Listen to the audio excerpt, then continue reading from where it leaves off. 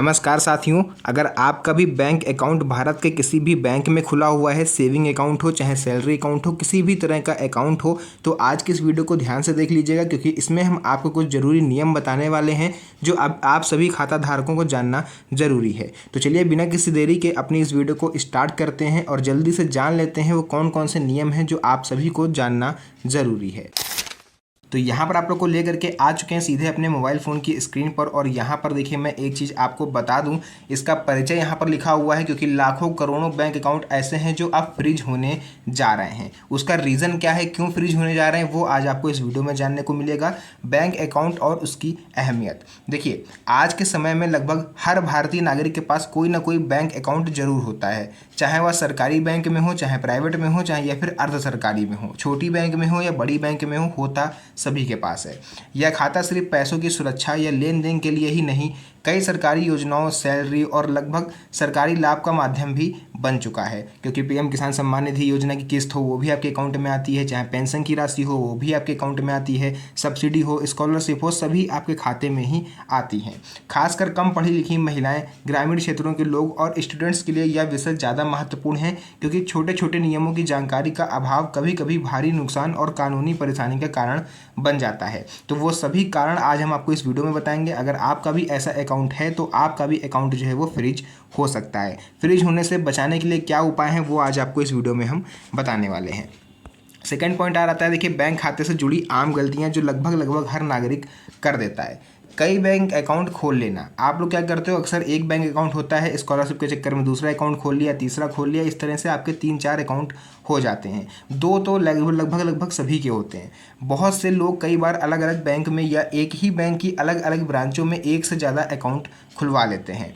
कई बार ये सिर्फ डिस्प्ले या बैंक ऑफर के चक्कर में किए जाते हैं और बाद में उपयोग नहीं होते। कई बार आप लोग देखते हो कि बैंक वाले कहते हैं, लालच देते हैं कि फ्री जीरो बैलेंस पे आपका खाता खुल रहा है, जल्दी से खुलवा लीजिए, तो आप लोग लालच में खुलवा लेते हो कि चलो खुल रहा है तो खुलवा लेते हैं वरना फिर बाद में खुलवाएंगे तो पैसे से खुलेगा, तो इस चक्कर में भी आप लोग करवा लेते हो। पुराने खातों को बंद ना करना, और आप लोग की सबसे बड़ी गलती ये है कि अगर आप लोग के मान लीजिए कोई ऐसा अकाउंट आपने खुलवा भी लिया और आप उसका यूज़ नहीं कर पा रहे हो तो आप उस अकाउंट को बंद करवा दो। कई लोग ऐसे हैं देखिए जिन्होंने जनधन अकाउंट भी खुलवा लिए होंगे, जिनका और बैंकों में अकाउंट होगा लेकिन जनधन अकाउंट भी उनके और अन्य बैंकों में खुले हुए होंगे लेकिन वो उसका यूज़ नहीं कर रहे हैं। जॉब बदलने या स्थानांतरण की वजह से नया खाता खुलवा तो लेते हैं पर पुराने खातों को हम लोग बंद नहीं करवाते। इस आदत से कई बार अकाउंट निष्क्रिय हो जाते हैं यानी फ्रीज हो जाते हैं, जिनका उपयोग अनजाने में गलत गतिविधियों के लिए हो सकता है क्योंकि जो आप लोग जो मतलब समझ सकते हो, जो लोग फ्रॉड करने बैठे हैं वो आपके खातों का गलत इस्तेमाल कर सकते हैं। जीरो बैलेंस खाते खुलवाकर उन्हें यूज़ ना करना, कई लोग क्या कहते हैं खाते में 500 या 1000 रुपये डालकर बस ऐसे ही छोड़ देते हैं, ये सोचकर कि कभी ना कभी तो काम आ ही जाएगा, 500 रुपये डाल दिए क्या जाता है हमारा। तो ये सबसे बड़ी गलती आपकी होती है। यदि खाते में 2 साल तक आपने कोई लेन देन नहीं किया या फिर डिपॉजिट या निकासी यानी पैसे डाले ना तो आपने पैसे निकाले तो वह डोरमेट माना जाता है यानी कि निष्क्रिय अकाउंट आपका हो जाता है। थर्ड पॉइंट आता है कि निष्क्रिय अकाउंट अगर आपका हो गया है तो इसके खतरे क्या हैं और इससे कैसे बचा जा सकता है, उस बारे में चलिए जान लेते हैं। देखिए, अगर खाते में लगातार, ध्यान से सुनिएगा, अगर खाते में लगातार 2 साल तक डिपॉजिट या निकासी नहीं हुई तो वह निष्क्रिय हो जाता है। पहले ये नियम 6 महीने का था जिसको बढ़ा करके 2 साल तक कर दिया गया। निष्क्रिय खाते से ऑनलाइन पैसे आ सकते हैं लेकिन निकासी ब्लॉक हो जाती है, यानी कि अगर आप चाहो तो उसमें ऑनलाइन पैसे आप डाल सकते हो लेकिन पैसे आप उसमें से निकाल नहीं सकते क्योंकि वो ब्लॉक कर दी जाती है, वो अकाउंट हो जाते हैं फ्रीज यानी कि doormat account. Reserve bank of India ने ऐसे खातों को बंद करने और इन खातों को समुचित निगरानी के लिए बैंकों को कड़े आदेश दे दिए हैं। उनकी तरफ से नियम भी जारी कर दिए गए हैं आरबीआई की तरफ से कि निष्क्रिय खातों का उपयोग अनाधिकृत गतिविधियों में हो सकता है। बैंकों को ये डाउट है कि इन खातों का इस्तेमाल जो है वो गलत गतिविधियों में कोई भी व्यक्ति कर सकता है। किसी संदिग्ध लेन देन में खाते का नाम जुड़ने पर सबसे पहले बैंक और पुलिस खाते के असली मालिक से पूछताछ कर सकती है, क्योंकि देखिए अगर आपके अकाउंट में कोई भी कानूनी मतलब गैर कानूनी गतिविधियां हुई तो पुलिस ऐसे में सबसे पहले उस व्यक्ति को ढूंढती है जिस खाते में ये लेन देन हुआ है। तो ऐसे में आप फंस सकते हो अगर आपका भी डोरमेट अकाउंट है तो। ऐसे में निर्दोष व्यक्ति भी अनजाने में कानूनी परेशानियों में फंस सकता है। फोर्थ पॉइंट आता है आरबीआई की भूमिका और मुख्य नियम। देखिए, आरबीआई देश के सभी बैंकों का रेगुलेटरी अथॉरिटी है, यानी कि ये सभी बैंकों को एक तरह से आप लोग कह सकते हो ये रेगुलेट करता है, यानी कि उनको निर्देश देना, उनको चलाना, उनके लिए गाइडलाइंस बनाना, नए नए नियम बनाना, ये आरबीआई का काम है, रिजर्व बैंक ऑफ इंडिया का। बिना इनकी मंजूरी कोई बैंक चल नहीं सकता। आरबीआई नोट छापता है, बैंकिंग रेगुलेशन बनाता है और बैंकों का संचालन नियंत्रित करता है। आरबीआई ने बैंकों को ये निर्देश दिए हैं कि निष्क्रिय पड़े खातों की जानकारी रखें और गड़बड़ी पाए जाने पर उन्हें ब्लॉक या फिर फ्रीज कर दें, यानी बंद कर दें। तो ऐसे में लाखों करोड़ों खाते ऐसे हैं जो फ्रीज होने की कगार पर आ चुके हैं। पांचवा पॉइंट आ जाता है डिपॉजिटर एजुकेशन अवेयरनेस फंड, यानी कि DEAF और खाते की राशि। बहुत से लोग इस बारे में नहीं जानते DEAF क्या होता है, यानी डिपॉजिटर एजुकेशन अवेयरनेस फंड। ये क्या होता है जान लीजिए।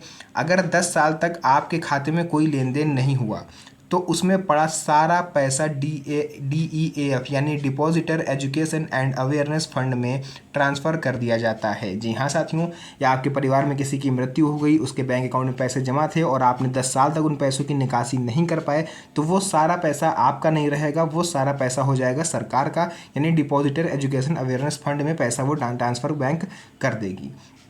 यह पैसा आप बाद में क्लेम तो कर सकते हो, लेकिन पूरी प्रक्रिया लंबी और पेचीदा हो सकती है, जिसमें सालों लग सकते हैं, कई महीने बीत जाएंगे, कई साल बीत जाएंगे, हो सकता है कि पैसा मिले और हो सकता है ना भी मिले, तो उसका कोई चांसेस नहीं होते। यानी अगर आपने 10 साल तक कोई लेन देन नहीं किया तो वो सारा पैसा DEAF फंड में ट्रांसफ़र हो जाएगा।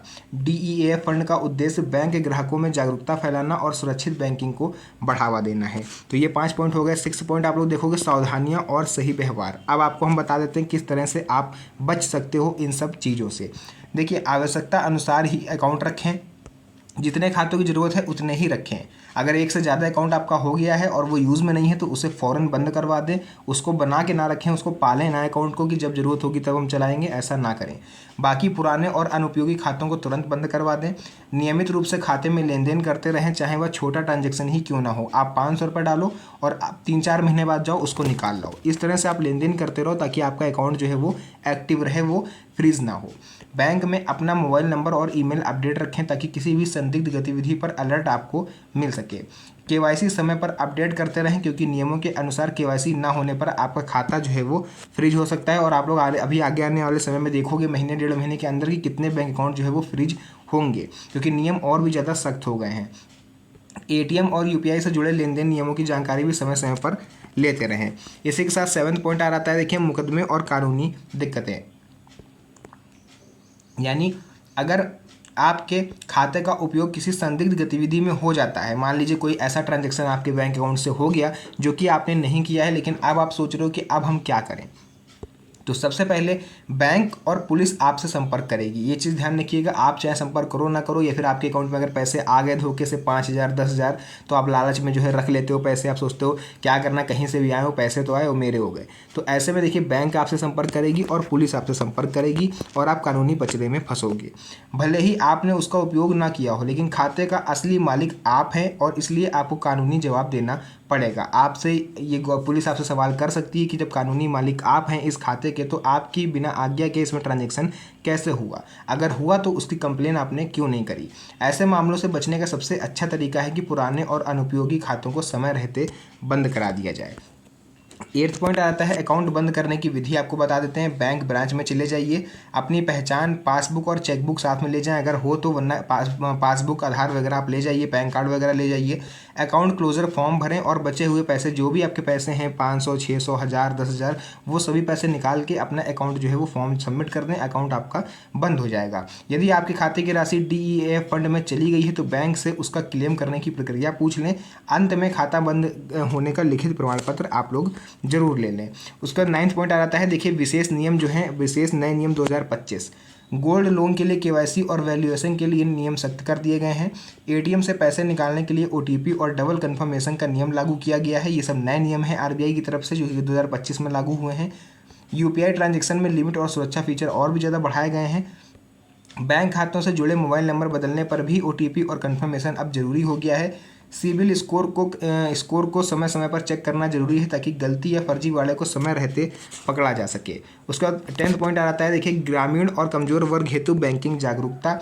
गांव, कस्बों, कम पढ़े लिखे लोगों और महिलाओं को बैंकिंग सुरक्षा की जानकारी देना बहुत ज़रूरी है। इसीलिए मैंने आप लोग के लिए इस वीडियो को बनाया ताकि आप लोग भी समय रहते जागरूक हो पाओ, अवेयर हो पाओ। बैंकिंग कैप के जरिए जागरूकता कार्यक्रम होने चाहिए। महिलाओं और स्टूडेंट्स को यह जरूर सिखाएं कि OTP या पासवर्ड किसी के साथ साझा ना करें। फर्जी कॉल से सावधान रहने की आदत जरूर अपनाएं।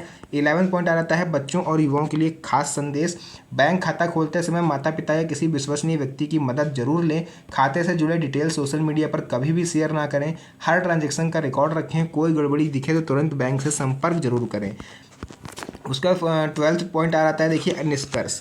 RBI और सरकार बैंकिंग सुरक्षा और ग्राहकों की सुविधा के लिए लगातार नए नियम बना रही है। इन नियमों का पालन करने से आपके पैसे तो सुरक्षित होंगे ही, साथ ही साथ पुराने और निष्क्रिय खातों को खुला छोड़ना भारी नुकसान और कानूनी कार्रवाई के कारण बन सकता है। Saving account, salary account, ATM, UPI, gold loan जैसे सभी बैंकिंग अपडेट्स पर नज़र रखें। बिना जरूरत के बैंक खाते को खुला ना छोड़ें। अंत में मैं आप लोग से इस डिस्क्लेमर के तौर पर ये चीज़ कहना चाहूँगा कि ये वीडियो केवल जागरूकता और सामान्य जानकारी के उद्देश्य से बनाया गया है। इसमें दी गई सारी जानकारी सरकारी स्रोतों और बैंकिंग नियमों पर आधारित है। किसी भी कानूनी या वित्तीय निर्णय से पहले अपने बैंक से संपर्क जरूर करें। बाकी मिलते हैं आप सभी से नेक्स्ट वीडियो में एक और अच्छी इंटरेस्टिंग मज़ेदार वीडियो के साथ। तब तक के लिए धन्यवाद। जय हिंद।